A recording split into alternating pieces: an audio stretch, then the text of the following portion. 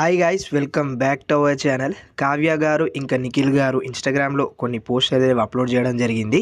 So Kavya గారు కొన్ని గంటల ముందు అప్లోడ్ చేశారు, నిఖిల్ వచ్చేసి మనకు 2 డేస్ 1 డే ముందు అయితే అప్లోడ్ చేయడం జరిగింది. సో ఈ వీడియో చేయడానికి కారణం ఏంటి అనే దాని గురించి లాస్ట్లో ఉంటుంది. బట్ ఇప్పుడు కావ్య గారు అప్లోడ్ చేసిన ఫొటోస్ ఆల్రెడీ మీకు స్క్రీన్ మీద ప్లే అవుతూ ఉంటాయి. సో దాని కింద క్యాప్షన్లో వచ్చేసి మనకు ఏం రాసిర్రు అంటే living life in full Bloom అని రాసిర్రు.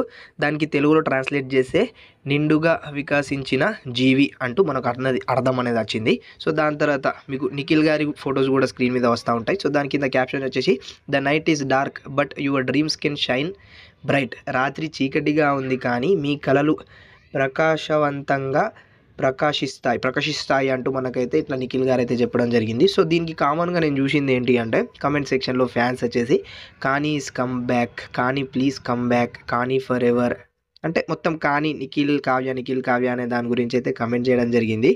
సో బేసిక్గా ఇది మనం ఈ వీడియోలో ఇంకా ఈ కామెంట్ సెక్షన్లో బేసిక్ ఫ్యాన్స్ ఎవరైతే ఉంటారో ఫ్యాన్ పేజెస్ వాళ్ళు కమెంట్ చేయడం జరిగింది. సో దీనికి కారణం ఇదే. జస్ట్ ఇది